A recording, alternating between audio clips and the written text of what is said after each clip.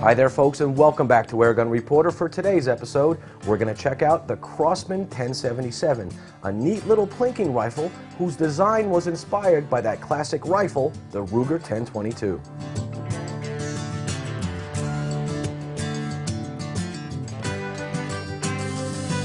The .177 caliber Crosman 1077 is a semi-automatic plinker powered by a single 12-gram CO2 cartridge.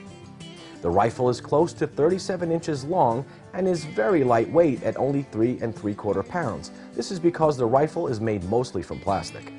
The 20-inch rifle barrel is covered in a metal shroud, and at the muzzle you'll find a non-adjustable fiber optic sight.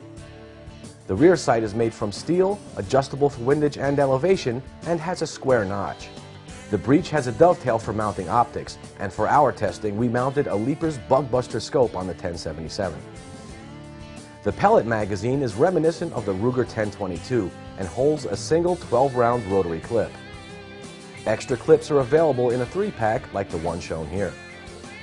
Like most rifles and action pistols that have a revolver-style action, the clip works best with either wad cutter pellets or round-nosed. If a pellet does get jammed between the clip and the breech, say if your CO2 is running low, all you have to do is push down and forward on these barrel latch tabs, and this sends the barrel forward slightly so you can remove the pellet magazine and clear it.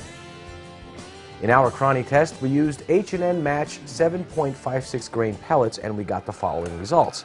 We've got a low velocity of 516 feet per second, a high of 601, an average of 567, an extreme spread of 84 feet per second, and a standard deviation of 26. Now, we shot our pellets pretty quickly over the Cronny, and that's the reason for that extreme spread. If you were to wait a couple of minutes between each shot, you would have seen more consistent results. But since we were shooting pretty fast, this gun was cooling off because of the CO2. But hey, that's the whole point of a plinking rifle like this, is to fire them off as fast as you can.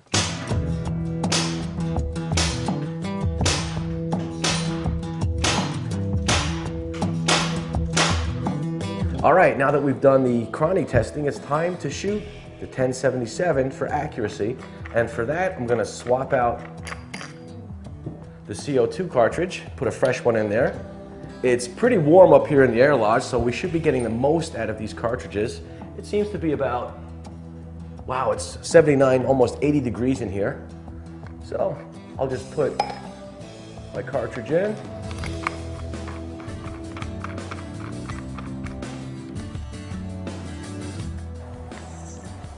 And that's it. I heard a little hiss, and we should be good to go.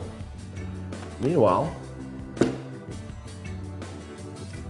I'll load up my little clip here.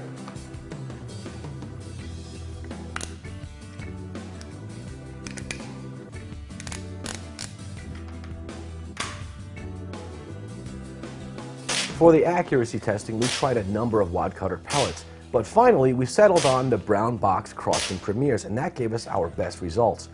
We shot the rifle at 10 meters bag rested, and here's the group we got. Yeah, I know those brown box Crosman Premiers are a little bit expensive, but hey, do some research yourself. You might just find a cheaper pellet that shoots just as good as those Crosman Premiers. Even when shooting off 12 rounds very quickly, you got a great group. Next up, we tested the 1077's trigger. The Crosman 1077 has a revolver-style double-action-only trigger. You have to understand, when you're pulling this trigger, you're drawing back the hammer and advancing the clip, and this makes the trigger pull a little bit heavy. In our test, we got an average of 8 pounds, 10 ounces. And as you can see from the accuracy earlier, if you squeeze off those rounds carefully, you can get some amazing accuracy out of this inexpensive rifle. Next up, I wanted to find out how many shots I get with a single 12-gram cartridge. And my results were about 48 shots before I felt it needed to be changed out. The Crosman 1077 is definitely backyard friendly. It's not loud at all. In fact, in our test, we only got 89.8 decibels. Folks, for well under $100, I don't think you're going to find a CO2-powered rifle that, in my opinion, is surprisingly accurate and fun to shoot. It's just one of those rifles you look forward to breaking out once the warmer weather comes your way. Whether you mount a scope or just use the open sights on the 1077, you'll be sure to have hours of target shooting, bug busting, or just plain old tin can plinking fun for kids of all ages. For Airgun Reporter, my name is Paul Capello. Until next time, shoot safe and have fun. Please remember, folks, air guns are not toys. Even the smallest calibers can cause serious injury if not used properly. And you should never, under any circumstance, point an air gun at a person.